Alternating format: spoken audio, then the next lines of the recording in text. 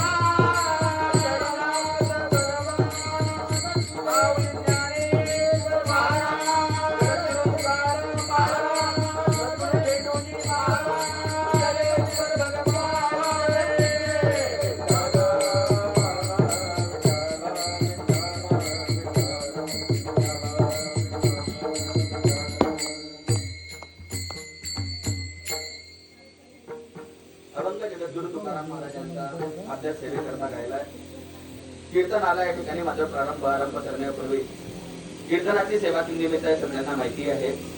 आपल्या या पुणे आणि पावन झालेल्या बांगलोर नगरीमध्ये हा जो कीर्तनाचा कार्यक्रम आहे किती निमित्त आहे सगळ्यांना माहिती आहे. गेल्या 7 दिवसापासून चिरंजीव स्वर्गवासी श्री हरिभक्तपायन संदीप दादा लीलाधर नेते, आमचे भास्कर दादा नेते, त्यानंतर आमच्या नलिनीताई नेते यांच्या स्मरणार्थ पुण्यस्मरणाच्या निमित्ताने या ठिकाणी मात्र भागवत कथेचं आयोजन समस्त नेते परिवाराच्या माध्यमातून या ठिकाणी म्हटलं होतं. त्याच माध्यमातून परम आदरणीय आमच्या सौभाग्यवती छायाताई नेते असतील, परम आदरणीय परमश्रोत आमचे रवींद्र दादा या ठिकाणी नेते असतील, आमच्या मायाताई नेते, समर्थ नेते परिवाराच्या माध्यमातून श्रीमद भागवत कथेचं त्या ठिकाणी मात्र आयोजन झालं होतं. 7 दिवस पुनर्वाला गेले. पण महाराज श्रीमद भागवत कथेच्या नियमाला अनुसरून जोपर्यंत कार्याच्या कीर्तनाची सेवा होत नाही तोपर्यंत त्या ठिकाणी मात्र सांगता होत नाही. असा वारकरी संप्रदायातला एक दंडक आहे. आणि मला सदभाग्य आज असं की मृदंग वाजवण्याकरता उपस्थित परम आदरणीय परमश्रोत आपल्या परिसराचा आपल्या गावाचा वैभव हरिभक्त प्राणांचे लोकेश दादा या ठिकाणी मात्र उपस्थित आहे. गायनाकरता हरिभक्त प्राण योगेश दादा सुद्धा या ठिकाणी मात्र उपस्थित आहे. परम आदरणीय परमश्रोत हरिभक्त प्राणांचे शशिकांत दादा सुद्धा या ठिकाणी मात्र उपस्थित आहे. सगळ्यांची नाव मला माहित नाही म्हणून घेत नाही. अगदी सगळी मंडळी आपण सगळे जण माझ्यासाठी प्रिय आहात. आमचे विनेकरी बाबा असतील, परम आदरणीय गुरुस्थानी आमचे धनुबाबा या ठिकाणी मात्र उपस्थित आहे. मी अगदी सगळ्यांच्या चरणी साष्टांग प्रणिपात करतो. मस्तक हे पायावर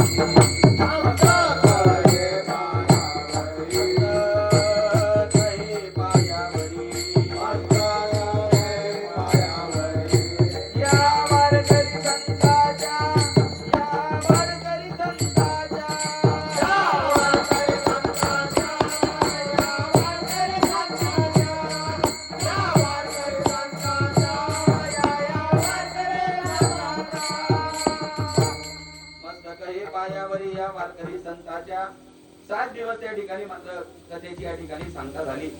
आणि त्या माध्यमातून कार्याचं कीर्तन जोपर्यंत होत नाही, महाराष्ट्राच्या मातीमध्ये सत्ता कुठेही असू द्या, जोपर्यंत कार्याच्या कीर्तनाची सेवा होत नाही तोपर्यंत सत्ताची पूर्णता होत नसते. म्हणून सांगतेचं कीर्तन म्हणून आपल्याला ही आजची सेवा या ठिकाणी करायची आहे. हो, वारकरी संप्रदायातले काही नियम आहेत, त्या नियमाला अनुसरून ही आजची सेवा आहे. मंदिराचं काम हे पूर्णत्वाला गेलं हे केव्हा समजतं? जेव्हा मंदिराचा कळस उभारला गेला. मंदिराचा कळस उभारला गेल्यानंतर पुढे त्या ठिकाणी मंदिराचं काम होत नाही. म्हणून मंदिराचा कळस खूप महत्वाचा असतो. त्या माध्यमातून मंदिराचा कळस पूर्णत्वाला गेला की पुढे मंदिराचं बांधकाम होत नाही. हो, त्याच माध्यमातून सप्ताहाचं कार्याचं कीर्तन झालं की पुढे सत्संग मात्र घडत नाही. असो, मंदिराचं काम पूर्णत्वाला गेलं, मंदिर पूर्ण झालं. गंगेचा उगम होतो हिमालयातून. हिमालयातून गंगा वाहत निघते महाराज. अनेक जणांना गंगा माता आपल्या पाण्याने तृप्त करत जाते. हो, ज्या ज्या ठिकाणी जे गावं लागले त्या गावातल्या रहिवाशांना गंगेने तृप्त केलं. पाण्याच्या माध्यमातून जीवनामध्ये पाणी खूप महत्वाचं आहे, नाही का? पाणी त्या ठिकाणी मात्र खूप महत्वाचं आहे. 8 दिवस झाले पाणी आलं नव्हतं, कशी व्यवस्था झाली होती? भगवंताचं पाणी, भगवंताने दिलेला आशीर्वाद आणि भगवंताने केलेली किमया. हो, जगामध्ये भगवंत आहे आणि भगवंताने केलेले अगणित अशा प्रकारचे उपकार आहेत. फेडीत पाप ताप गंगा तहांत भागवतेच महाराज. गंगा तहांत त्या ठिकाणी मात्र भागवते, पण गंगा माणसाला पुनीत सुद्धा करत असते. तुकाराम महाराज म्हणतात की गंगेचा उगम हा हिमालयातून होतो, पण गंगेची पूर्णता केव्हा होते? जेव्हा ती समुद्राला जाऊन भिडते तेव्हा. समुद्राला जाऊन जोपर्यंत गंगा भिडत नाही तोपर्यंत गंगेची पूर्णता होत नाही. संतांनी गायलेलं प्रमाण आहे, तुका म्हणे गंगा सागर संगमी, तुका म्हणे गंगा सागर संगमी, तुका म्हणे गंगा सागर संगमी, तुका म्हणे गंगा सागर संगमी. अवघ्या झाल्या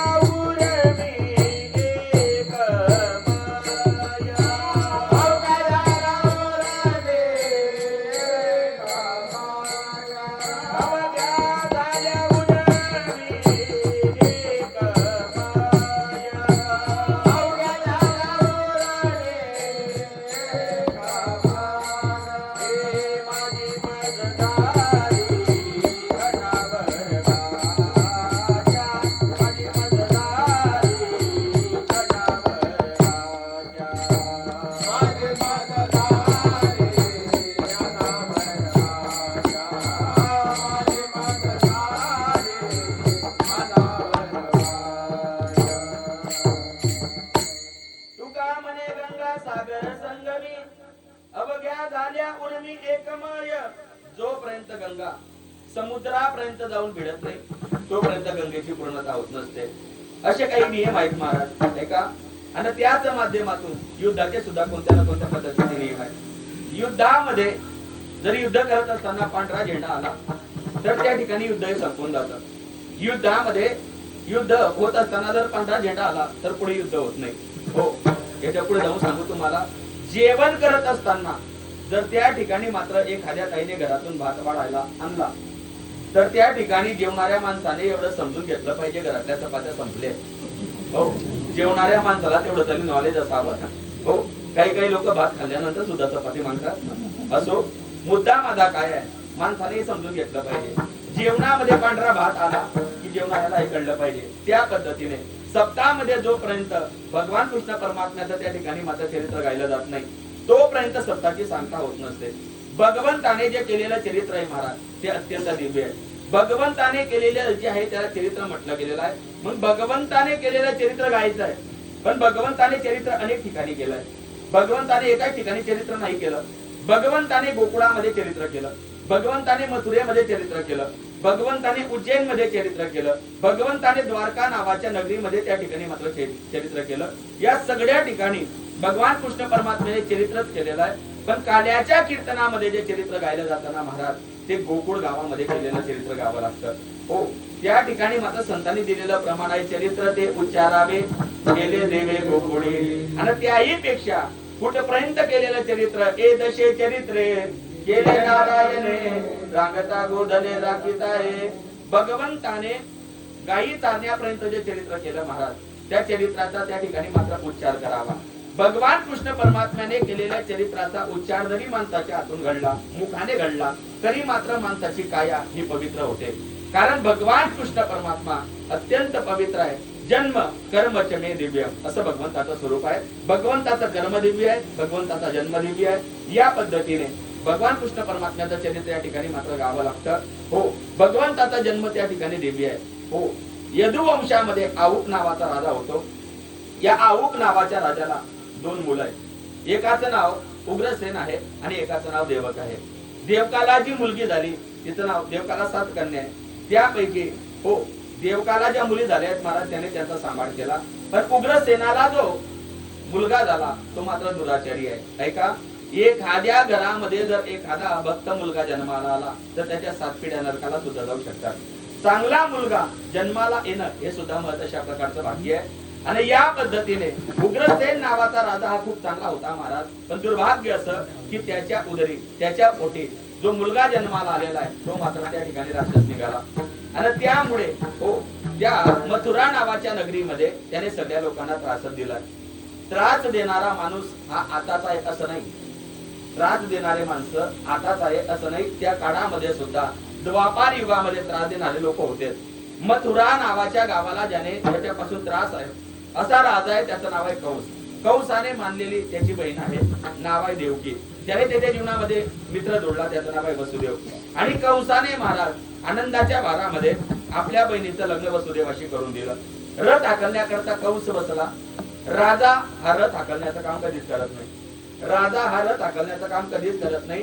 पण आनंदाच्या भारामध्ये कंस हा रथ हाकलण्याकरता तिथं ज्या वेळेला मात्र बसला, विदाईचा प्रसंग ज्या वेळेला सुरू झाला, देवकी माता ही रडायला लागली. देवकी माता रडायला लागली. जुन्या काळामध्ये एखाद्या ताईचं लग्न झालं आणि ती ताई ज्या वेळेला मात्र विदाईला निघाली त्यावेळेला ती ताई रडत होती. आणि त्यानंतर मात्र त्या ताईला वाटे लावणाऱ्या महिला पण रडत होत्या. हे कोणत्या काळातलं सांगतोय मी, जुन्या काळातला. आता तसं राहिलं नाही, आता तसं राहिलं नाही. आता ते रडणं वगैरे ते थोडं कमी झालं. जळगावला एक लग्न लागलं. आता त्या ठिकाणी ती मुलगी नांदायला निघाली. ती ताई रडायला लागली. ती ताई रडायला लागली आणि रडायला लागलेल्या ताईकडे पाहून त्याच्या 5 वर्षाच्या भावाने बाबाला विचारलं. म्हटले, बाबा आपली ताई कशा करता रडते हो?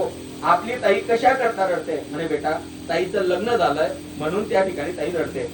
काय सांगितलं बापाने? बापाने त्या 5-7 वर्षाच्या मुलाला सांगितलं ताईचं लग्न झालंय म्हणून ताई रडते. तो मुलगा हुशार होता, म्हणजे आताच्या काळातला तो मुलगा त्या ठिकाणी मात्र हुशार होता. मुलाने प्रतिप्रश्न केला, म्हटले बाबा लग्न झाल्यावर जर रडावं लागतं असा नियम आहे, तर मग लग्न तर जिजूचं पण माझ्या ताई सोबत झालंय, लग्न तर जिजूचं पण माझ्या ताई सोबत झालेलं आहे, मग एकटी माझी ताईच रडते, जिजू का हसताय? जिजू का हसताय? म्हणजे नवरदेव हसत होता आणि ताई रडत होती. त्या वेळेला त्या बापाने दिलेलं उत्तर असं होतं, म्हणजे बेटा आपली दीदी रडते आहे, पण आपली दीदी कायमची रडणार नाही. आपली दीदी फक्त त्या ठिकाणी गाडीत बसेपर्यंतच रडेल.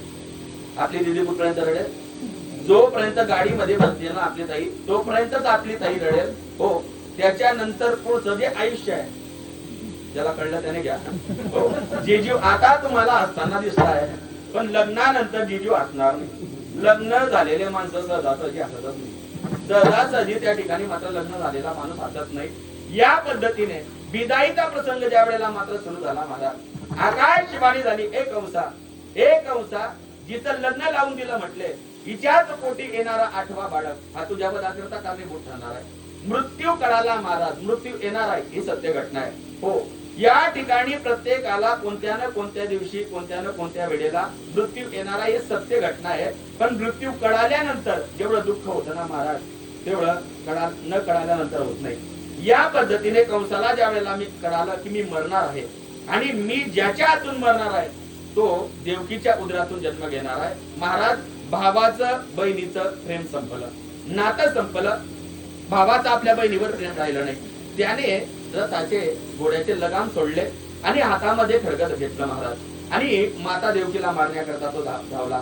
त्यावेळेला वसुदेवाने त्याचा हात पकडला, म्हटले बघा देवकी ही जरी तुझी बहीण असली तरी मात्र आता काळानुसार हिच्याशी माझं लग्न झालेलं आहे आणि हिची सगळी जबाबदारी ही माझ्यावर आहे. आणि खरी गोष्ट अशी महाराज, लग्न झाल्यानंतर हो जी नवरी ताई आहे त्या ताईची सगळी जबाबदारी कोणावर येते?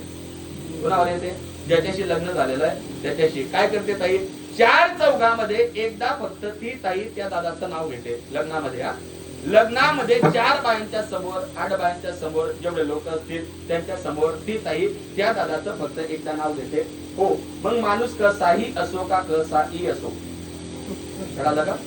माणूस कसाही असो का कसाही असो, त्या ताईला त्या दादाचं कौतुक करत असताना चांगल्या पद्धतीने करावं लागतं, म्हणावं लागतं सोन्याचा पाऊस मोत्याच्या धारा. काय म्हणते ताई? सोन्याचा पाऊस मोत्याच्या धारात, टिंब चालले लढायला छत्री धरा. हो, त्या ताईला त्या दादाचं कौतुक करावं लागतं आणि दादाचं कौतुक केलं की दादाला खूप आवडतं का नाही? सगळी जबाबदारी महाराज त्या ताईची दादावर येऊन पडते. त्या पद्धतीने वसुदेव म्हटले की आता सगळी जबाबदारी तिची माझ्यावर आहे आणि तुला जी भीती म्हटले कंसा तिच्यापासून नाही, हिच्या पोटी येणारा 8वा बाळक हा तुझ्या वधाकरता कारणीभूत ठरणार आहे. नवल वाटेल महाराज, ज्या मातेच्या उदरी जगाचा मालक जन्म घेणार आहे त्या मातेचा आणि त्या बापाचा संसार कारागृहामध्ये सुरू झाला. जेलमध्ये त्या ठिकाणी मात्र त्याचा संसार सुरू झाला आणि संसार करत असताना त्यांच्या संसार वेलपटलीवर पहिलं बाळ ज्या वेळेला माता जन्माला आलं तेही कंसाने मारून टाकलं. 1 नाही 2 नाही 3 नाही 6 बालक त्या ठिकाणी कंसाने निर्दयपणाने मारून टाकली. मारली सांगायला सोपी हो, मेली सांगायला सुद्धा सोपं आहे. पण ज्या मातेने एखाद्या बालकाला जन्म द्यावा आणि तो बालक त्या ठिकाणी मात्र वारावा याच्यापेक्षा मोठं दुःख नाहीये. आणि माता देवकीच्या जीवनामध्ये 6 बालक आपल्या नजरेच्या समोर त्या ठिकाणी मारली गेली आहे. 7वा गर्भ योग मायेने पडवलाय. हो, आणि 8व्या अवतारी भगवान द्वारकाधीश कृष्ण परमात्मा माता देवकीच्या उदरी स्थानपन्न झाले. त्यावेळेला मात्र माता देवकीचं स्वरूप बदललं.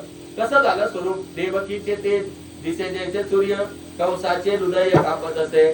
साक्षात जगाचा मालक त्या ठिकाणी मात्र अवतार घेणार आहे. भगवंत अवतार घेतो महाराज. मी तुम्हाला कथेमधून सांगितलं, भगवंताला अवताराला येण्याची काही कार्य आहेत. भगवंत या महाराष्ट्राच्या मातीमध्ये, भारताच्या मातीमध्ये अवतार जेव्हा जेव्हा भगवंताने घेतला तेव्हा कुठेतरी अधर्म वाढला होता. आणि प्रमाण असा यदा यदा ही धर्मस्य ग्लानिर्भवती भारत अभ्युत्थानाम धर्मस्य तदात्मानं सृजाम्यहम्. हो, तुळशीदास म्हणतात, जब जब होवे धर्म की हानी, मारे असुर अधम अभिमानी, तब तब धरे प्रभू विविध शरीरा, नासे रोग हरे सज्जन पीरा. हे सगळं जगाच्या मालकाने केलं महाराज. प्रमाणाने काय? धर्म रक्षावया अवतार घेते आपल्या पाडीचे भक्त जना. या पद्धतीने धर्माची ग्लानी करण्याकरता आणि धर्माची हानी अधर्माची हानी करण्याकरता जगाच्या मालकाने अवतार घेतला. चतुर्भुज रूपाने भगवान कृष्ण परमात्मा त्या मथुरेच्या कारागृहामध्ये देवकी मातेच्या उदरातून प्रगट झाले आणि त्या ठिकाणी मात्र जन्माला आलेले भगवान कृष्ण परमात्मा वसुदेवाला सांगायला लागले, बाबा तुम्हाला जर वाटत असेल की तुमचा संसार पुढचा आनंदात झाला पाहिजे तर मला इथं ठेवू नका. यमुनेच्या पलीकडच्या किनाऱ्यावर एक गाव आहे, त्या गावाला त्या ठिकाणी मात्र तुम्ही मला घेऊन जा असं कोणी सांगितलं? देवाने सांगितलं महाराज. संतांनी प्रमाण खर्च केलं महाराज. नंदाच्या घराला मदने गोकुळाला नंदाच्या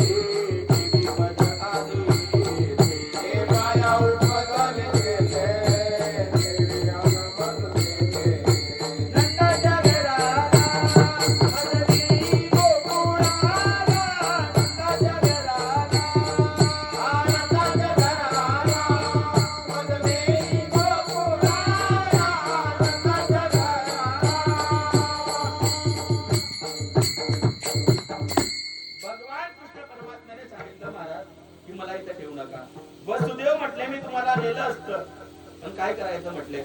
या ठिकाणी कुलूप लावलेले, दरवाजे बंद आहे, बाहेर पायरेकरी उभे आहेत, त्यांच्या हातामध्ये तलवारी आहे, कुणाच्या हातामध्ये भाले आहे, जायचं कसं काय? भगवान कृष्ण परमात्मा म्हटले बाबा तुम्ही काळजी करू नका, तुम्ही फक्त मला उचला. आणि भगवंताला उचलल्यानंतर काय झालं माहिती आहे? उचलीला कमळापती पायीचे बंधने गडती. आणि या पद्धतीने सगळे मार्ग त्या ठिकाणी मात्र मोकळे झाले. खुल गए सारे ताले वाक्या बात हो गई जब से जन्मे कन्हैया. हो त्या पद्धतीने महाराज सगळं काही मोकळं झालं. नवल वाटेल महाराज कृष्ण परमात्मा वाचला पाहिजे याच्याकरता त्यांच्या वडिलांनी खूप मोठ्या अशा प्रकारचे कष्ट घेतले. हो या जगामध्ये सगळे जण आईचं कौतुक करतात महाराज. हो सगळे जण या जगामध्ये कौतुक करतात. कुणाचं कौतुक करतात? आईचंच कौतुक करतात. शपथ घेताना सुद्धा पोरं कुणाची शपथ घेतात? आईची शपथ घेतात. म्हणजे बापाला शक्तीच्या लायकीचा सुद्धा ठेवला नाही लोकांनी. बापाची शपथ कोणीच घेत नाही, बापाची शपथ कोणीच घेत नाही. पण आई जशी जीवनामध्ये महत्वाची आहे ना तसा बाप सुद्धा जीवनामध्ये खूप महत्वाचा आहे. हो त्या ठिकाणी मात्र आई जशी महत्वाची तसा बाप सुद्धा महत्वाचा आहे. ज्या वेळेला छोटं संकट येतं ना महाराज त्या वेळेला मात्र आई सामोरी जाते. पण ज्या वेळेला घरामध्ये मोठं संकट येतं त्यावेळेला मात्र बापाला सामोरं जावं लागतं. मुलगा पास झाला, सगळ्या गल्लीमध्ये पेढे वाटले एखाद्या आईने आणि त्या ठिकाणी मात्र सगळ्यांना सांगितलं की माझा मुलगा पास झाला. 200 रुपयाचे पेढे वाटणारी आई सगळ्या गल्लीला दिसते महाराज. पण ते 200 रुपये कुणाकडून तरी पुसणे घेऊन हो कुणाच्या तरी हातापाया पडून मुलगा पास झाला म्हणून त्या ठिकाणी पुसणे आणणारा बाप लोक विसरून गेले. छोट्या संकटाच्या वेळेला आई आहे पण मोठ्या संकटाच्या वेळेला बाप आहे. तुम्ही शेतामध्ये जर कामाला गेले किंवा रस्त्याने चालले, रस्त्याने चालत असताना जर तुम्हाला ठोकर लागली तर मुखातून काय शब्द निघतात? काय निघतात शब्द? आई ग शब्द निघतात. रस्त्याने चालला माणूस, ठोकर लागली, आई ग शब्द निघाला. पण शेतामध्ये माणूस कामाला गेला, हो शेतामध्ये कामाला माणूस गेला किंवा एखादी ताई गेली आणि निंदणी करत असताना जर एखादा भला मोठा महादेवाच्या कड्याचा नाग अचानक समोर आला मग तेव्हा लोक आईला म्हणतात का? तेव्हा आई नाही, तेव्हा बापरे म्हणतात लोक. का? छोट्या संकटाच्या वेळेला आई हो पण मोठ्या संकटाच्या वेळेला बाप असतो. लक्षात ठेवा. बापाचं गुणगान या जगामध्ये कोणीच केलं नाही, बापाचं गुणगान या जगामध्ये कोणी केलं नाही. पण भगवान कृष्ण परमात्मा वाचले पाहिजे. रडली ती देवकी माता खरी गोष्ट आहे पण माझा कृष्ण वाचला पाहिजे याच्याकरता नदीच्या पाण्यामध्ये जाणारा तो एक बाप होता. यमुनेच्या पाण्यामध्ये जाणारा त्या ठिकाणी मात्र एक बाप होता. आणि त्या ठिकाणी त्या पुरातून त्यांचा प्रवास सुरू झाला. भगवान कृष्ण परमात्म्याने माता यमुनेला दर्शन दिलं. माता यमुनेला दर्शन दिलं. पलीकडच्या किनाऱ्यावर गेले. पलीकडच्या किनाऱ्यावर त्या ठिकाणी मात्र गेले आणि तिथं गेल्यानंतर मात्र सकाळी ब्रह्ममुहूर्तावर वसुदेवाने कृष्ण परमात्म्याला माता यशोदेजवळ ठेवलं मुलगी उचलली आणि ते परत आले. आणि सकाळी सकाळी ब्रह्ममुहूर्तावर नंदराजाची बहीण आहे, नाव आहे सुनंदा, तिने कृष्ण परमात्म्याला पाहिलं. 80 वर्षाचं वय माता यशोदेचं, 91 वर्षाचे नंदराज. आणि त्या वेळेला मात्र त्यांच्या घरी बाळक जन्माला आलाय. किती आनंद असेल महाराज. आणि त्यावेळेला ती धावतच सुटली आणि सगळ्या गलीतल्या लोकांना सांगायला लागली. गलीतल्या लोकांना तर सांगते की यशोदेला मुलगा झाला. पण गोकुळामध्ये नंदराज हे गायीची सेवा करण्याकरता गोशाळेमध्ये गेले होते. गोशाळेपर्यंत जाऊन जेव्हा ते पोहोचले त्यावेळेला मात्र त्यांच्या पाठीमागे ही नंदराजाची बहीण सुद्धा जाऊन पोहोचली. आणि तिथं जाऊन सांगायला लागली, भैयाजी सुनते हो, भैयाजी सुनते हो, भैयाजी सुनते हो, आप कोना लाला भयो. काय म्हटलं? आप कोना लाला भयो. याला ब्रज हिंदी म्हणतात. याला काय म्हणतात? तुम्ही जर ब्रज मध्ये गेला तर अशा प्रकारची हिंदी लोक बोलतात. तशी हिंदी लोक आपल्याकडे पण बोलतात. तशी हिंदी लोक आपल्याकडे पण बोलतात. पण मी तुम्हाला सांगितलं होतं आपल्याकडची हिंदी खूप खतरनाक आहे. हो, आपल्याकडची हिंदी खूप खतरनाक आहे. आपल्याकडची हिंदी जर तुम्हाला ऐकायचं असेल तर बरंगावला ढोर बाजार भरतो का? बरंगावला त्या ढोर बाजारामध्ये आपल्याकडचे लोक हिंदी बोलतात. मी तो बैल लेने को तयार है लेकिन वो मेरी किंमत सांग रहा. ही आपल्याकडची हिंदी आहे. अचानक आणि भयानक. हो, काय झालं, त्या मध्य प्रदेशामध्ये कीर्तनाची सेवा होती. रेल्वेने मी कीर्तनाला गेलो. दुपारी कथा चालू होती. लवकर जाऊन पोहोचलो मी. बरं, जे महाराज होते ना ते आपल्याकडचेच होते. कथा सांगण्याकरता जे महाराज होते ते आपल्याकडचेच होते. मग तिकडचे लोक महाराजांना म्हटले, बघा महाराज, आज आहे ना म्हटले आमच्याकडे विधायक येणार आहे. कोण येणार आहे? विधायक. आणि मध्य प्रदेशामध्ये बहुतांश जे लोक आहेत ते हिंदीच बोलतात. बहुतांश लोक 90% हिंदी लोक बोलतात. आणि त्या ठिकाणी मात्र त्या लोकांनी महाराजांना सांगितलं की आज आमच्याकडे विधायक येणार आहे. विधायक या शब्दाचा अर्थ होतो आमदार. आज आमच्याकडे आमदार येणार आहे. आणि जे आमदार येणार आहे ना म्हटले त्यांना मराठी समजत नाही. त्यांना मराठीत समजत नाही. तुम्ही आम्हाला मराठीतून कथा सांगताय हे आम्हाला मान्य आहे. पण आमदार जोपर्यंत कथेला बसतील तोपर्यंत तुम्ही हिंदी बोला. कुणाला सांगितलं? महाराजला. आता महाराजांना मग महाराजांना सांगून द्यायला पाहिजे होतं. महाराजांनी सांगून द्यायला पाहिजे होतं की आपल्याला हिंदी जमत नाही, आपल्याला हिंदी जमत नाही. आमदार येऊ का खासदार येऊ मी मराठीतूनच कथा करेल हे कोणी सांगायला पाहिजे होतं? महाराजांनी सांगायला पाहिजे होतं का नाही? पण महाराजही ओव्हर कॉन्फिडन्स मध्ये गेले. महाराज म्हटले ठीक आहे आमदार येऊ द्या. त्यांना असं वाटलं आमदार आले म्हणजे 5,000 रुपये आपल्याला देऊन देऊ. हो, आपण त्यांचं कौतुक केलं तर. त्यानंतर मात्र महाराज घटनाक्रम असा झाला. हो, महाराजांना हिंदी येत नव्हती. महाराजांना हिंदी येत नव्हती. भागवत कथा चालू होती. कथा चालू होताना त्या लोकांनी सांगितलं महाराज आमदार आले की तुम्हाला मराठी बंद करावी लागेल, हिंदी भाषा चालू करावी लागेल. शेवटी महाराजांनी मान्य केलं, ठीक आहे जाऊ द्या. आमदार आले महाराज. प्रसंग चालू होता हिरण्यकश्यपू आणि भक्त प्रल्हाद यांचा. कुणाचा प्रसंग चालू आहे? भागवत कथेमध्ये कथा चालू आहे. भागवताची प्रसंग चालू आहे हिरण्यकश्यपू आणि भक्त प्रल्हादाचा. आमदार आले, आमदार समोर बसले. आमदार समोर बसल्यानंतर महाराज त्या लोकांनी महाराजांना नजरेने पुनवलं, महाराज मराठी बंद करा, हिंदी चालू करा, हिंदी चालू करा. आणि माणूस अचानक हिंदी बोलायला गेला की त्या ठिकाणी मात्र घोटाळा होतो काही नक्की. आणि महाराजांनी काही सराव केली नाही. अचानक आमदार येऊन गेले आणि महाराजांच्या समोर ते आमदार बसलेले आहेत. आणि महाराज हिरण्यकश्यपूजींना भक्त प्रल्हादाची कथा आता आमदाराच्या समोर सांगतायत. सांगत असताना महाराजांनी कथा सुरू केली. महाराज कथा अशी सुरू केली, हो मैं आपके सामने भागवत का प्रसंग सुनाने जा रहा हूँ. मैं आपके सामने भागवत का प्रसंग सुनाने जा रहा हूँ. ये प्रसंग है भक्त प्रल्हाद और हिरण्यकश्यपू का. इस कथा में मैं आपको बताना चाहता हूँ हिरण्यकश्यपू ने भक्त प्रल्हाद को ऐसा धर्या. हो, पुढे महाराज बोलून गेले. पुढे त्या ठिकाणी मात्र महाराज बोलून गेले, भक्त प्रल्हाद को ऐसा धर्या, हिरण्यकश्यपू को राग आया, उसने खंबे को लाता मार्या. हो, आमदार जो फरार झाला. आमदार म्हणे मरून जाईन पण कीर्तनाला येणार नाही. हो, आमदार म्हणे मी कीर्तनाला येणार नाही. हो, मेलो तरी कीर्तनाला आला नाही आमदार. नाही का? कीर्तनाचा मुद्दा आहे का? हिंदी असावी, तीव्र हिंदी असावी. आणि तिथं गेल्यानंतर महाराज तिने सांगितलं, भैयाजी सुनते हो आप कोना लाला भयो. इतका आनंद झाला महाराज. उतार वयामध्ये त्यांच्या घरी बाळ जन्माला आलं होतं. आणि उतार वयामध्ये आलेलं जे बाळ आहे ते सामान्य बाळ नाहीये, तो साक्षात जगाचा मालक आहे. किती आनंद झाला असेल. एवढा आनंद झाला, गड्यातून मोत्याचा हार काढला, मोत्यांची माळ काढली आणि त्या ठिकाणी भेट म्हणून माता सुनंदेला देऊन टाकली. सुनंदेला तो हार दिला महाराज. आणि त्या गोकुळामध्ये ज्या वेळेला मात्र वार्ता पसरली की कृष्ण परमात्मा जन्माला आले, गोकुळामध्ये एक बाळ जन्माला आलेला आहे नंदाच्या घरी, त्यावेळेला मात्र सगळ्यांना आनंद झाला. म्हणून वर्णन असं आलेलं आहे, गोकुळी आनंद झाला.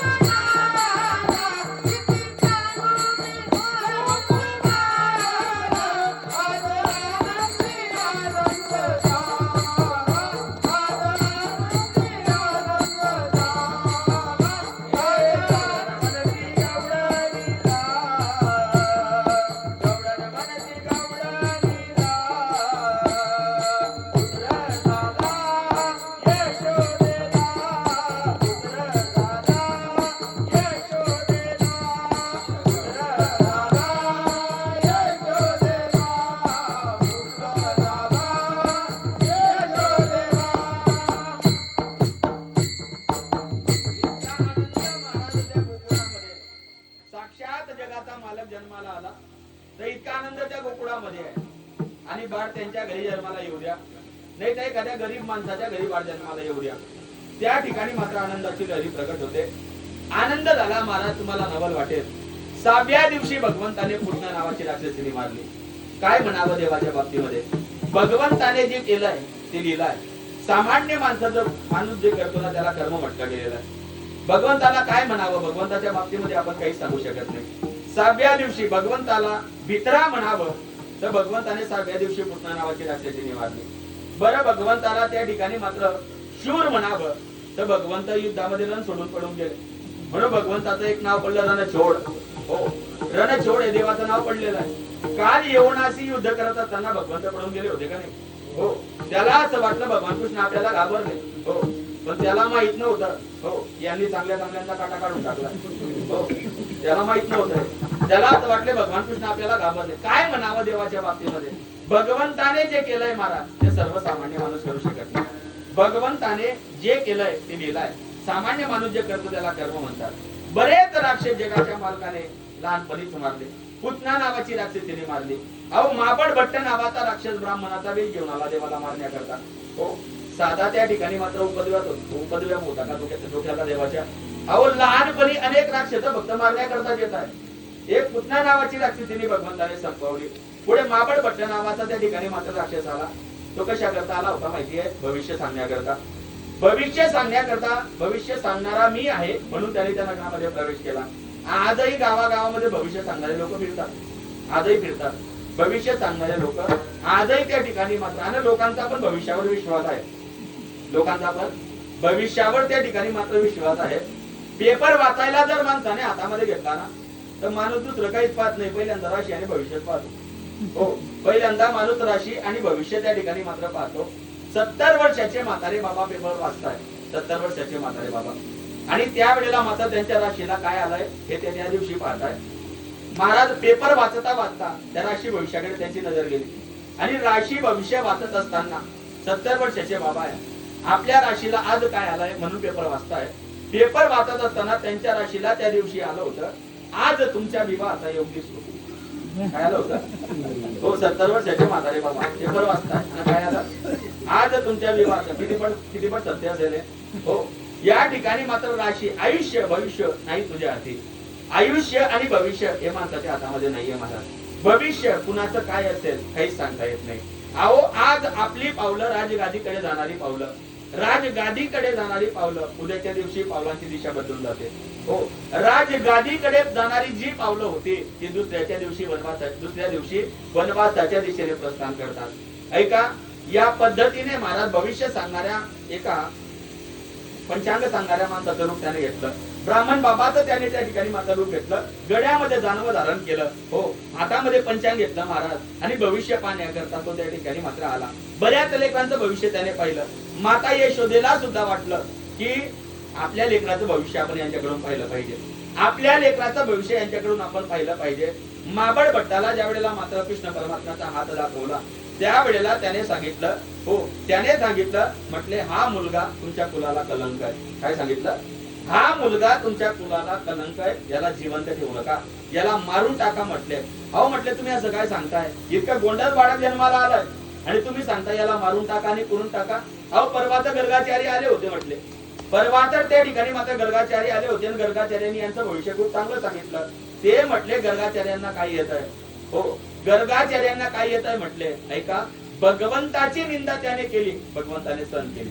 भगवंताची निंदा त्याने केली, भगवंताने सहन केली. पण ज्या वेळेला विषय गर्गाचार्यांचा आला, गर्गाचार्य हे भगवान कृष्ण परमात्म्याचे खूप मोठे उपासक होते बरं का, खूप मोठे उपासक. आणि त्यांची निंदा ज्या वेळेला मात्र त्याने सुरू केली त्यावेळेला मात्र भगवान कृष्ण परमात्मा जरी बालरूपामध्ये होते, घरामध्ये सगळ्या लाकडाच्या वस्तू होत्या, सगळ्यांना आज्ञा केली, सगळ्यांना आज्ञा केली महाराज. आणि भविष्य सांगता सांगताच कुठून तरी पाटाला न डोक्यात बसला, कुठून तरी पाटाला डोक्यात बसला, कुठून लाटणं आलं त्या ठिकाणी मात्र इकडच्या गालावर बसलं. महाराज त्याची फजिती झाली. हो, बरं पडायला लागला, पडता पडता गंमत अशी झाली, इकडनं लाटणं बसतंय, तिकडनं पाठ बसतोय, पुढून त्या ठिकाणी मात्र काहीतरी येत आहे. असं ज्या वेळेला त्याला कळालं आज आपल्या जीवनामध्ये फजिती झाली म्हटले, पडायला लागला, पडता पडता गंमत अशी झाली, जे धोतर घातलेलं होतं ते सुद्धा सुटून गेलं. ते सुद्धा त्या ठिकाणी मात्र सुटलं.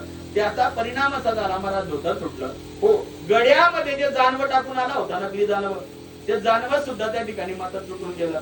जे पंचांग होता हातामध्ये ते सुद्धा पाठवून गेलं. संतांनी वर्णन केलेलं आहे, जानवे तुटले पंचांग फाटले, जानवे तुटले पंचांग फाटले, जानवे तुटले पंचांग फाटले, जानवे तुटले पंचांग फाटले, धोतर गडाचे गंभराचे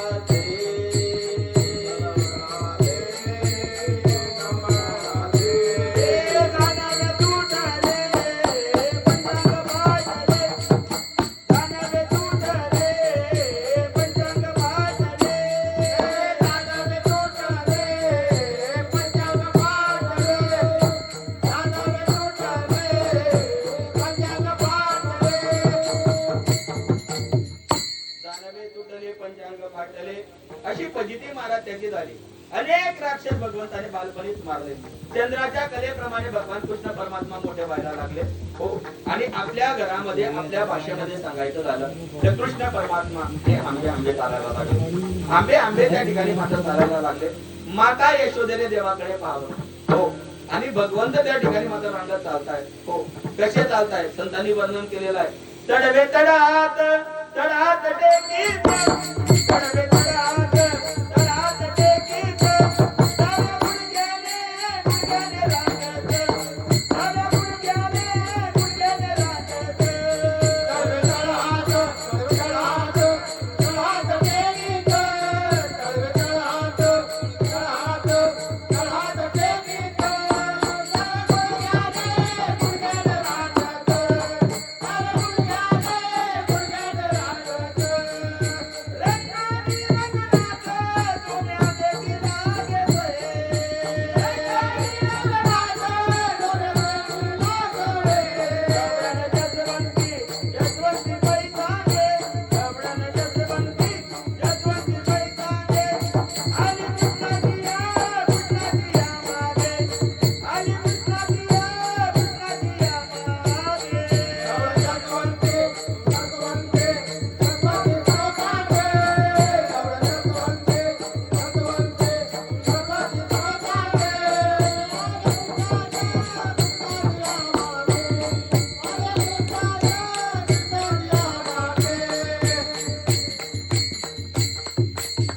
अशा पद्धतीने जगाचा मार्ग चालायला लावला.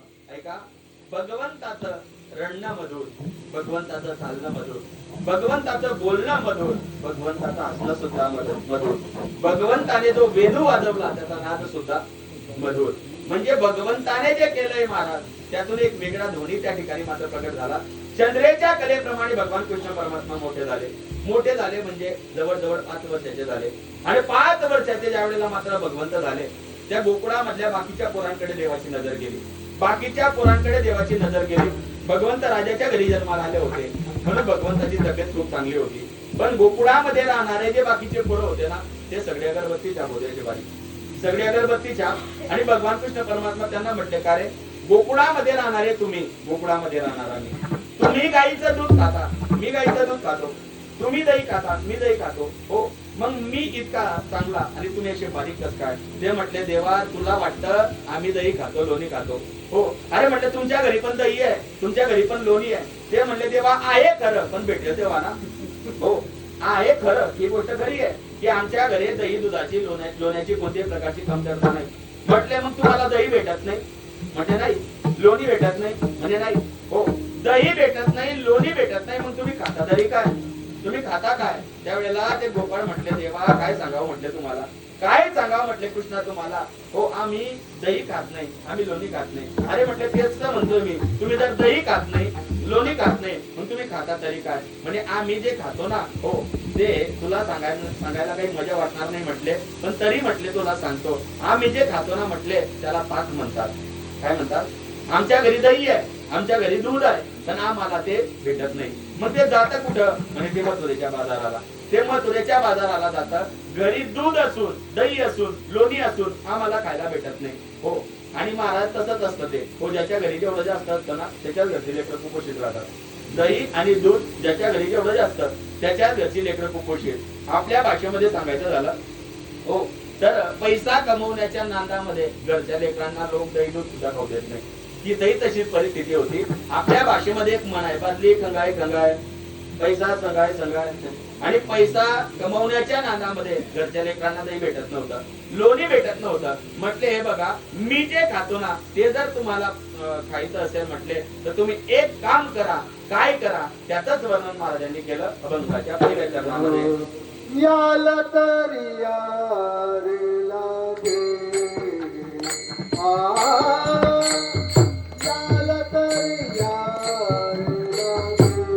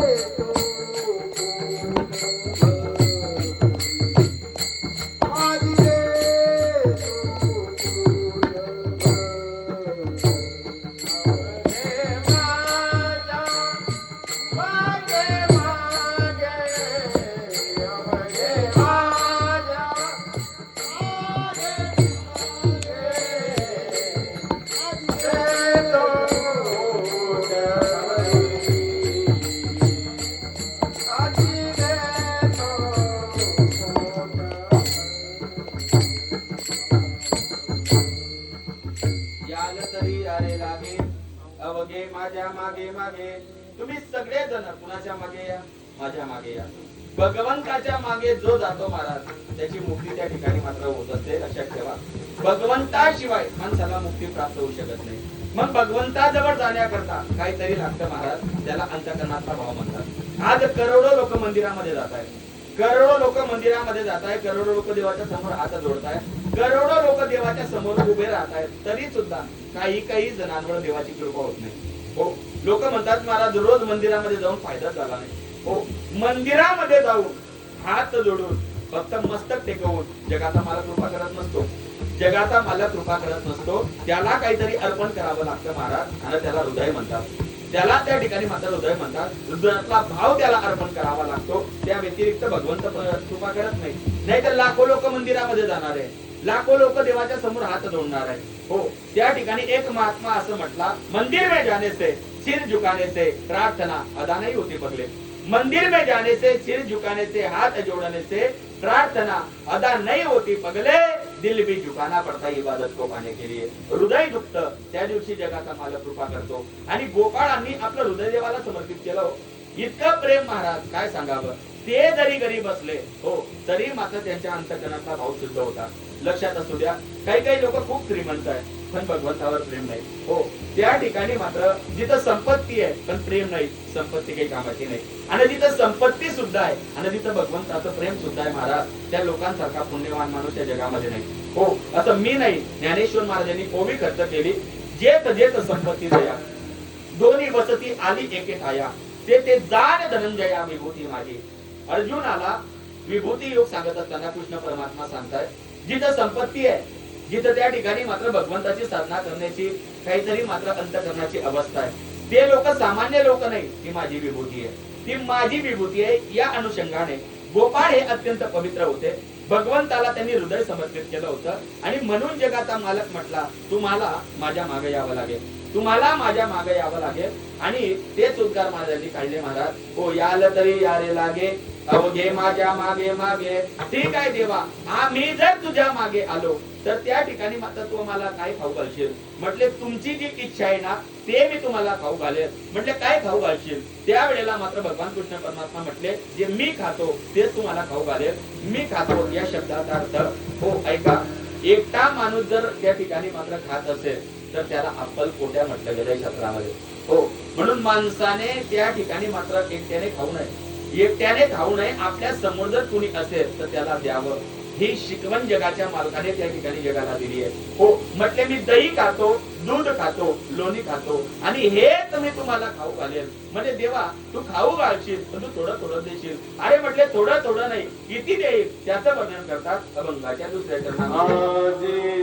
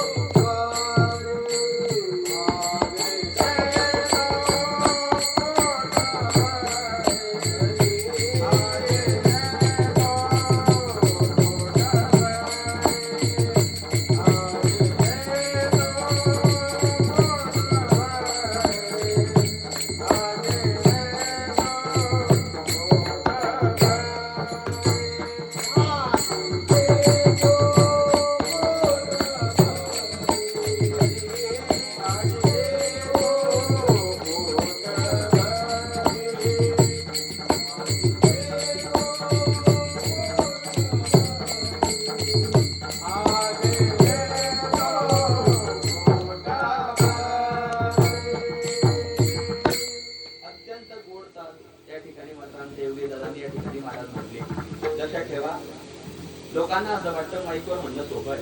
हो, तुम्हाला खरं सांगू का, आमच्याशी बोलत असताना काही काही लोक सहज म्हणून जातात महाराज लोकांची मजा आहे. काय म्हणतात लोक, महाराज लोकांची त्या ठिकाणी मात्र मजा आहे असं लोक म्हणून जातात. हो, तुम्हाला काय वाटतं महाराज सगळे लोक चांगलं म्हणतात होतं? नाही महाराज. हो, इथं म्हणणं इतकी सोपी गोष्ट नाही. हो, तुम्हाला नवं सांगतो, माझ्यासोबत एक पोरगा राहायचा काका. माझ्यासोबत एक पोरगा राहायचा. गाडीवर बसलो, मागे बसला तो की कीर्तनाची जागा येईपर्यंत 10-15 ताली म्हणून दाखवायचं. 10-15 ताली पण कुठं म्हणायचा? गाडीवर. हो, आणि नेमकं कीर्तन सुरू झालं की सगळ्या ताली विसरून जायचा. सगळ्या ताली त्या ठिकाणी मात्र विसरून जायचा. हो, गाडीवर ताली म्हणायचा पण कीर्तन सुरू झालं की सगळं विसरून जायचा. लक्षात ठेवा, पाठ करणं ही आपली बुद्धी असते. अभ्यास करणं ही आपली बुद्धी आहे. अभ्यास करणं ही आपली बुद्धी आहे, पण त्या ठिकाणी मात्र योग्य वेळेला ते आठवणं ही कुणाची तरी कृपा असते. लक्षात ठेवा, आमचे एवढे दादांनी गोड अशा प्रकारची चाल म्हटली. आमचे श्रीकांत दादा असतील. हो, ही मंडळी म्हणजे आपल्या गावाचं वैभव आहे महाराज. तुम्हाला नवं सांगू का, मी खोटं नाही बोलणार, पण तुम्हाला वस्तुस्थिती सांगून जातो. खरा परमार्थ जर गावामध्ये कुणी टिकवला असेल महाराज, तर गावातल्या भजनी मंडळाने टिकवला. हो, गावातल्या भजनी मंडळाने गावातला परमार्थ टिकवला आहे. हो, महाराज कुठं नाही येऊ द्या, महाराज कोणता येऊ द्या, ही मंडळी आपला सगळा उपद्रव्या बाजूला सारून 2 तासाच्या वेळेकरता महाराज आपलं सगळं काम सोडवून ही मंडळी इथपर्यंत येते. आजही आपल्या गावामध्ये हरिभक्त परमादाने आमचे धनुबाबा सकाळी काकडा घेतात. हो, हे करणं इतकी सोपी गोष्ट नसते. हो, गोड अशा प्रकारची चाल या ठिकाणी मात्र दादांनी गायली आणि गोड अशा प्रकारचा मृदंग आपल्या कीर्तनामध्ये जे वाजवत आहेत हरिभक्त परमादानी आमचे लोक आहेत दादा. सध्याच्या काळामध्ये भजनी मंडळ भेटून जातं, हो, पण वाजवणारे महाराज भेटत नाही. वाजवणारे महाराज त्या ठिकाणी मात्र भेटत नाही. हो, बऱ्याच लोकांना हे पण माहित नाही याला काय म्हणतात. बऱ्याच लोकांना हे पण माहित नाही याला काय म्हणतात. हो, एक माणूस त्या मुलाला म्हणायचा अरे ते ढोलका ते अरे त्याला त्या ठिकाणी मृदंग म्हटलं गेलं आहे, त्याला त्या ठिकाणी मात्र मृदंग म्हटलं गेलेलं आहे. हो, हे खोलण्याकरता खूप मोठ्या अशा प्रकारचं कष्ट लागतात महाराज. तुम्हाला काय वाटतं महाराज मंडळींना लोक चांगलं म्हणतात सगळे? अहो, कीर्तन झालं एखाद्या सप्ताहामध्ये, सप्ताह झाल्यानंतर सकाळी सकाळी मात्र महाराजचा उद्धार करतात लोक टपरीवर सकाळी महाराजचा पण उद्धार करतात. कसा उद्धार करतात सांगू तुम्हाला, ऐकलेले शब्द सांगतो तुम्हाला. हो, टपरीवर कीर्तन झालं की सकाळी टपरीवर बसणारे माणसं काय म्हणतात माहितीये? रातचा महाराज चांगला होता साला. काय म्हणतात महाराज? रातचा महाराज चांगला होता साला, म्हणजे महाराज साला होता, बायकोचा सकाळ होता. ऐका, चिंतनाचा खूप मोठा मुद्दा आहे. हो, आजही आपल्या गावामध्ये या मंडळींनी हा परमार्थ शिकवलाय, त्यामुळे त्यांना या ठिकाणी माझा धन्यवाद व्यक्त करतो. भगवान कृष्ण परमात्मा म्हणतायत की तुम्ही माझ्या मागे या, तुम्हाला मी पोटभर खाऊ घालेल. हो, आणि महाराज जगाच्या मालकाचं त्यांनी ऐकलं आणि कृष्ण परमात्म्याचं ऐकून ते त्यांच्या मागे गेले. मागे गेल्यानंतर भगवंताने सांगितलं फक्त मागे जाऊन उपयोग नाही, येऊन उपयोग नाही. अरे चोरी करायची आहे पण चोरी करता सामान लागेल. चोरी करता काय पाहिजे?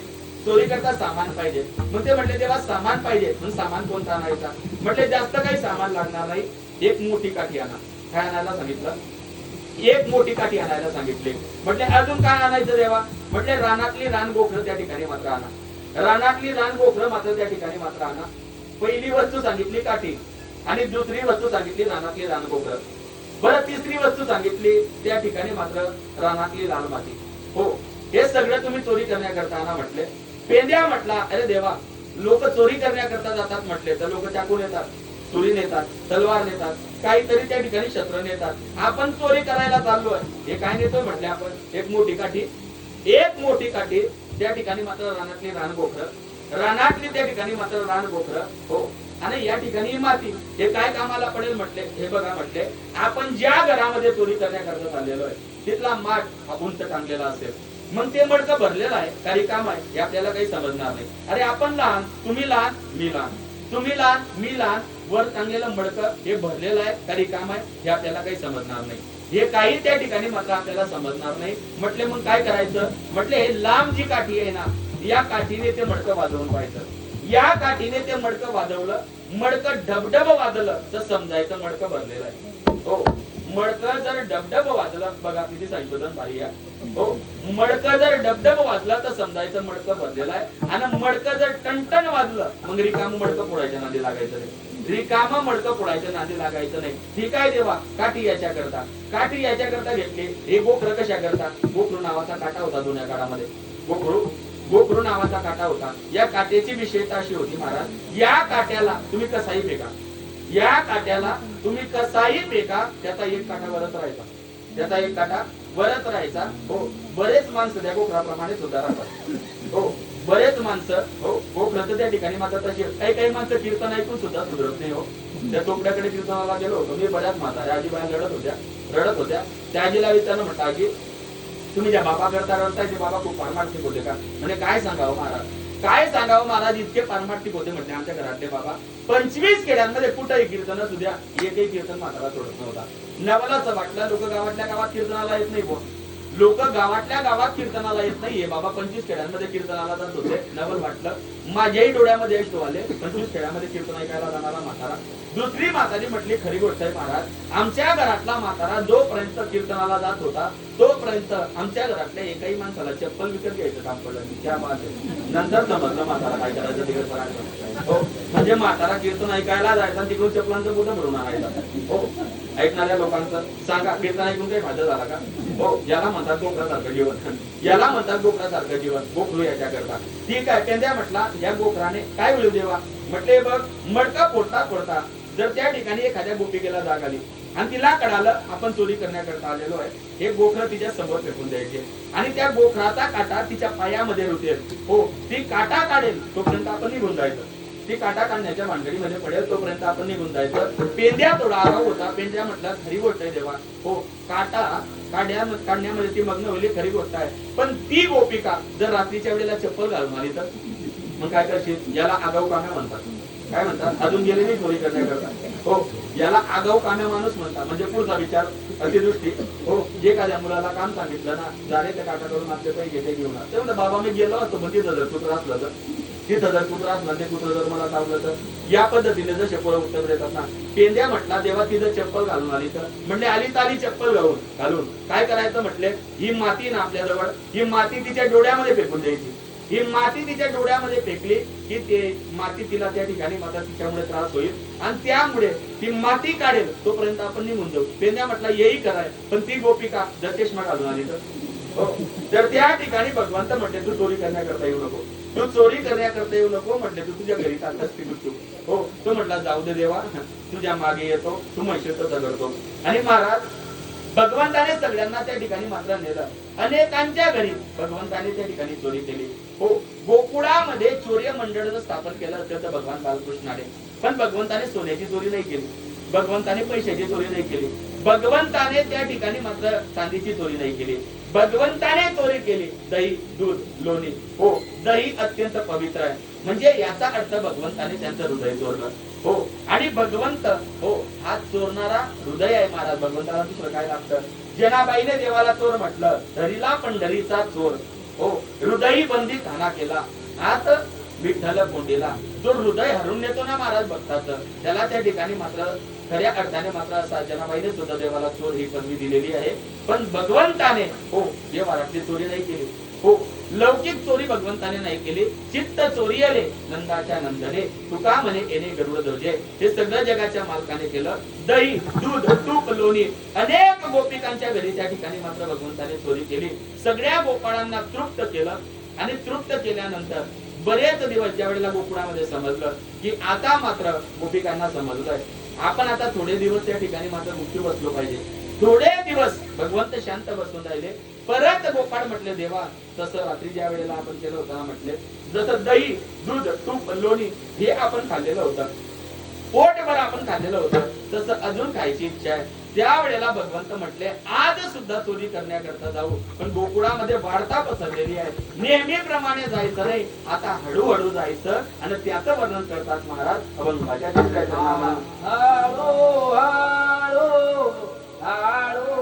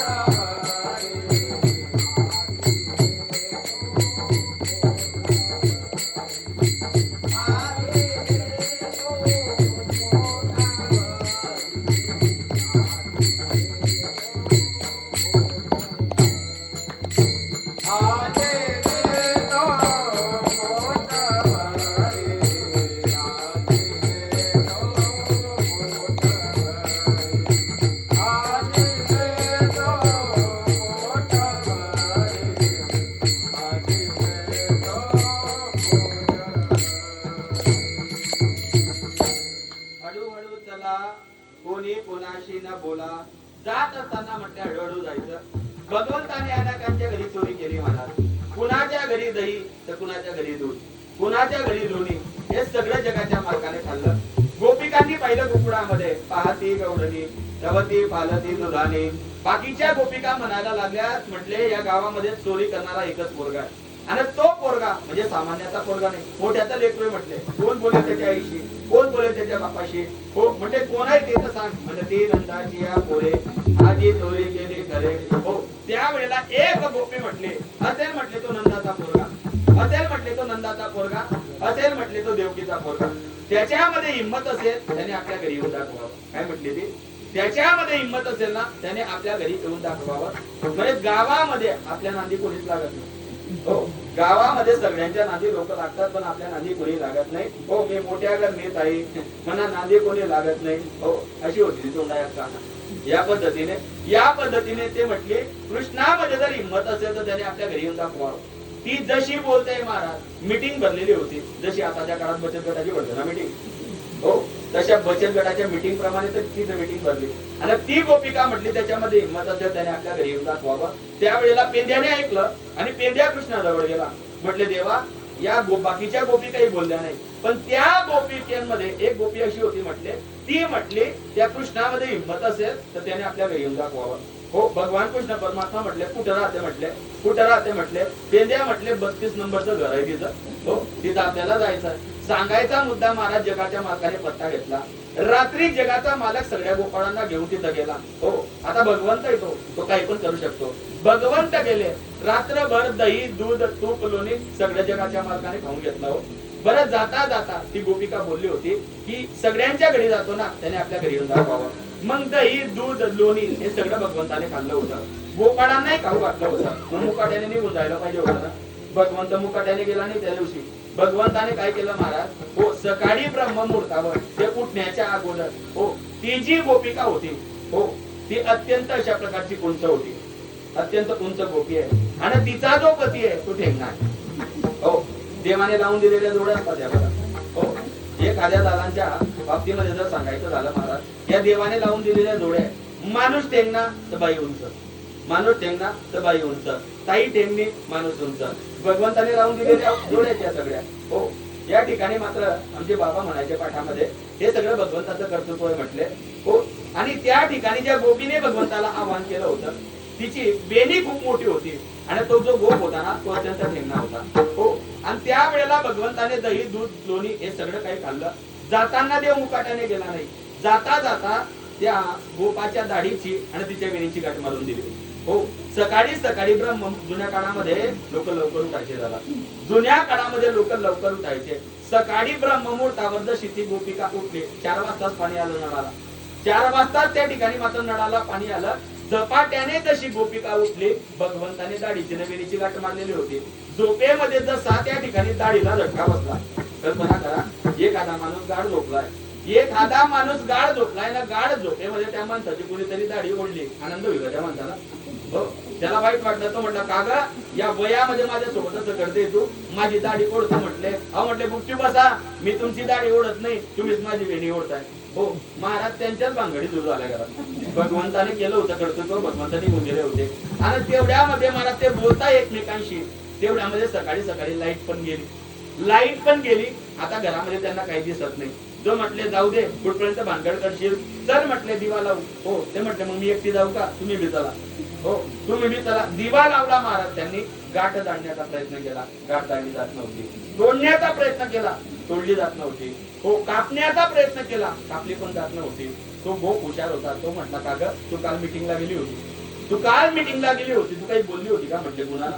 हो म्हटले मी कुणालाच बोलले नाही, मी फक्त कृष्णाला बोलले. त्याच्यामध्ये हिंमत असेल त्याने आपल्या घरी येऊन दाखवावं. गोप म्हटला तो आपल्या घरी येऊन गेला, आता आपल्याला त्याच्या घरी जावं लागेल. हो आता ही गाठ काही अशी सुटणार नाही, ही गाठ काही अशी सुटणार नाही. याच्या पुढे लक्षात ठेव म्हटले आगाऊपणा करू नको. हो त्यावेळेला सकाळी ब्रह्ममुहूर्तावर उठलेले ते महाराज त्यांनी लवकर दरवाजा उघडला नाही.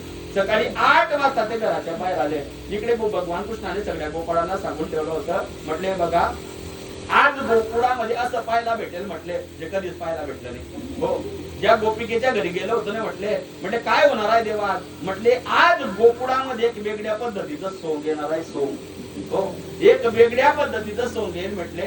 आणि सकाळी महाराज जसे घराच्या बाहेर निघले, कल्पना करा अशी घटना जर आपल्या बामणोद गावात घडली तर. हो, माणसाची दाढी आणि ताईची वेणी दोघांची गाठ मारली, ते दोघ जण रस्त्याने चालले. हो, साधी गर्दी जमेल का तिथं? हो, त्या ठिकाणी सगळे पोरं मागे चालताय, सगळे पोरं मागे चालताय. मग पोरं ते पोरं राहतात, पोरं शांत थोडी बसतात. ते पुढे चालतात ना, मागचे पोरं म्हणायचे हुर्रे हुर, हुर्रे हुर. अजून त्यांना राग यायचा. महाराज ते पुढे गेले, कृष्णाच्या अंगणामध्ये आले. कृष्ण परमात्मा गोट्यावरच बसले होते. देवाला माहिती होतं हे आपल्या अंगणामध्ये याशिवाय यांना पर्याय नाही. भगवंत अंगणामध्येच उभे होते आणि भगवंताकडे गोपीने पाहिलं. मनातला भाव भगवंताने ओळखला. महाराज नजर टाकली, गाठ सुटली. नजर त्या ठिकाणी मात्र टाकली, गाठ सुटली. हो, भगवंताने गोपीला सांगितलं, म्हटलं हे बघ आत्या, आता माझ्या नांदी लागली, आता याच्यापुढे नांदी लागायचं नाही. जर माझ्या नांदी आता तर त्या ठिकाणी मात्र जर तू लागली तर मी पुढे काय करेल याचा भरोसा नाही. हो, ती गोपिका गेली, भगवंताचं परत नाव घेतलं नाही. भगवंताने अनेक पद्धतीच्या लीला केल्यात महाराज, अनेक पद्धतीच्या त्या ठिकाणी माता लीला केल्या. मग भगवंताने अनेक पद्धतीने चोरी सुद्धा केली. त्यापैकी एक चोरी ही हळूहळू जाऊन भगवंताने त्या ठिकाणी मात्र केली. गोपाळांना सांगितलं, चोरी करण्याकरता जायचंय ना, हळूहळू चालायचं असतं, हळूहळू चला, कोणी कोणाशी न बोला. आणि त्या ठिकाणी गेल्यानंतर ताक पिण्याच्या भानगडीमध्ये पडायचं नाही, फक्त लोणीच खायचं. जे असार आहे ते टाकून द्यायचं. वर्णन करतात अभंगाच्या शेवटच्या चरणामध्ये. कामने सांडा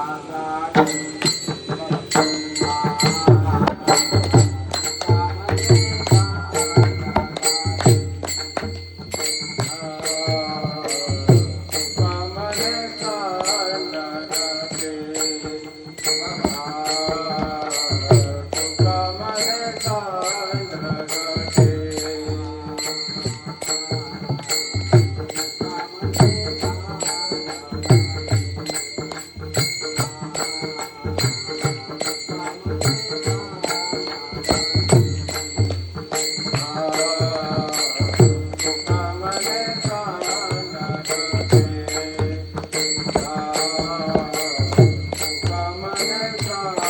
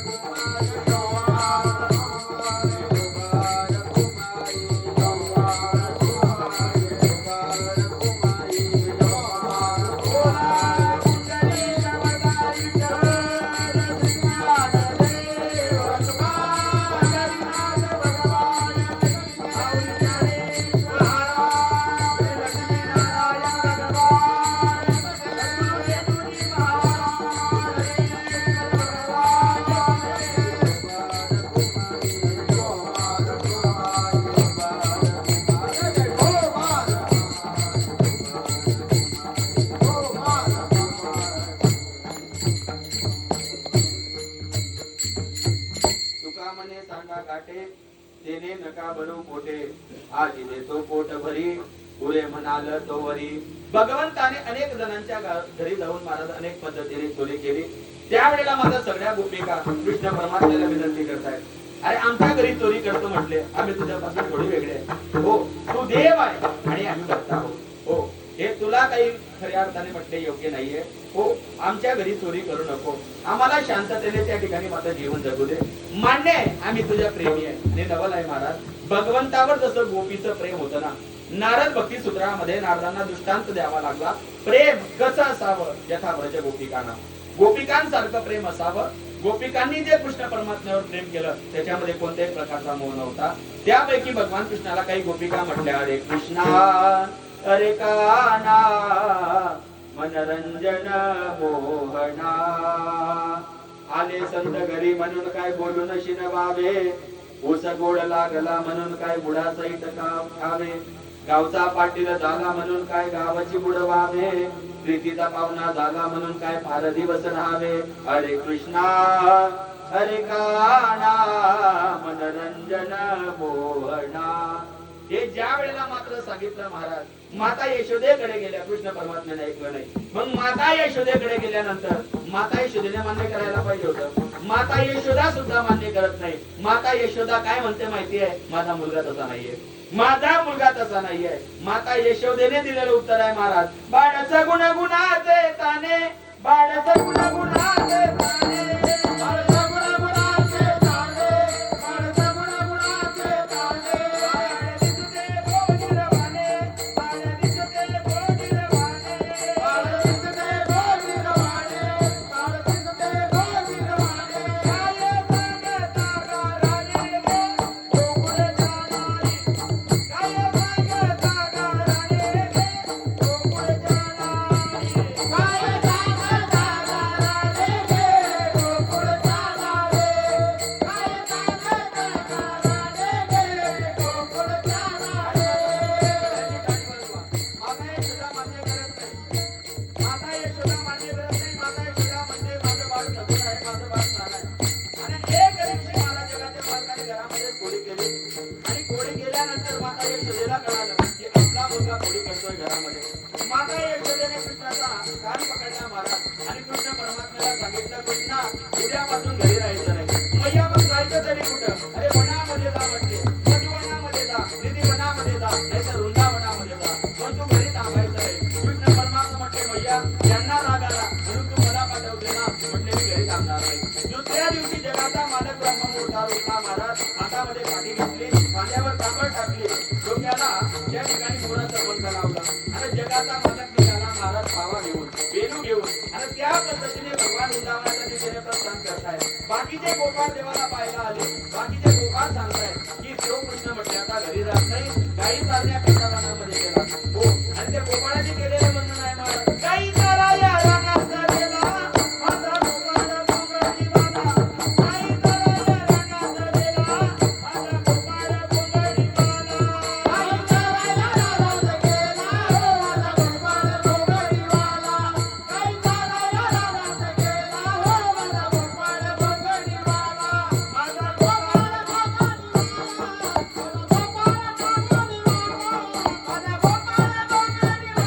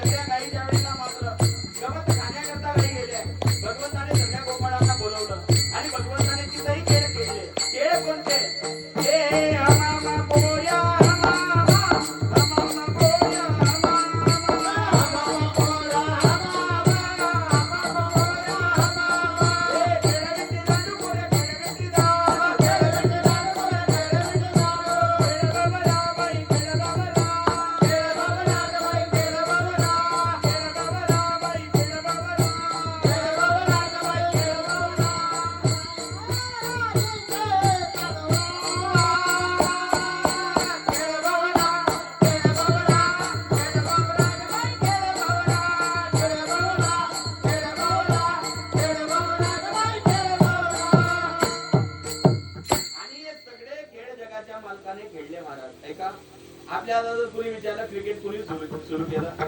आपल्याकडे पोरं सांगतात इंग्लंडवाल्यांनी. इंग्लंड देशाने क्रिकेट आता खेळ सुरू केला असं आपले लोक सांगतात. महाराज द्वापार युगामध्ये जन्माला आलेले भगवान द्वारकाधीश कृष्ण परमात्मा यमुनेच्या किनाऱ्यावर चेंडू कोडीचा खेळ खेळले होते.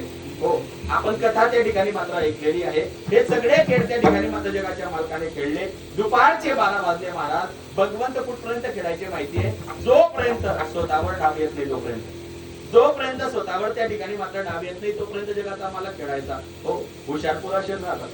हुशार पोरं असेच राहतात ना, जे स्वतःवर त्या ठिकाणी काही आलं की सगळं त्या ठिकाणी सोडून देतात. अहो, ते तर कृष्ण परमात्मा होते. गावामध्ये सुद्धा असे काही पोरं होते महाराज की त्यांच्यावर जर राज्य आलं, त्यांच्यावर राम आला, जसा राम आला जसा डाव आला ना, लगेच तिथे बाकीच्या पोरांना सांगायचं मी तुमचा राम दिला असता पण मामाईनं माझ्या घरी बोलवलं. हो, माझ्या आईनं त्या ठिकाणी मात्र मला घरी बोलवलं. हे पोरं जसे सांगतात ना, त्या पद्धतीने भगवान कृष्ण परमात्मा कुठपर्यंत खेळले? जोपर्यंत स्वतःला भूक लागली नाही. स्वतःला भूक लागली महाराज. भगवंताला त्या गोपाळाने सांगितलं खांदी भर पोटी भूक काय खेळायचे सुख. आणि त्याच वेळेला भगवान कृष्ण परमात्म्याच्या संगतीमध्ये सगळे गोपाळ एकत्र आले. त्यांना सगळ्या गोपाळांना भगवंताने एकत्र बसवलं आणि यमुनेच्या वाळवंटामध्ये तो काला त्या ठिकाणी मात्र गेला. तोच काला महाराज त्या ठिकाणी मात्र श्री संत ज्ञानेश्वर महाराजांनी पंढरपूरच्या वाळवंटामध्ये केला. तोच काला परमपूज्य आदरणीय गुरुनाम गुरु हो जेजोजी महाराजांच्या परंपरेनुसार आपल्यापर्यंत त्या ठिकाणी मात्र आला. हो, भगवंताने त्या ठिकाणी मात्र जो काला केला तो अत्यंत विशेष होता. हो, तो सामान्य काला नाही. हो, काला करते संतजन सभे त्यांच्या नारायण. भगवंताने त्या ठिकाणी मात्र जेव्हा काला केला तेव्हा त्यांना कसं बसवलं वर्णन आहे महाराज. हो, वर्णन आहे.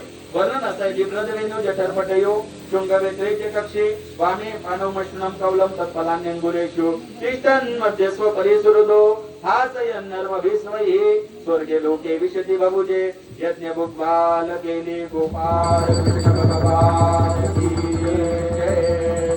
ज्ञानेश्वर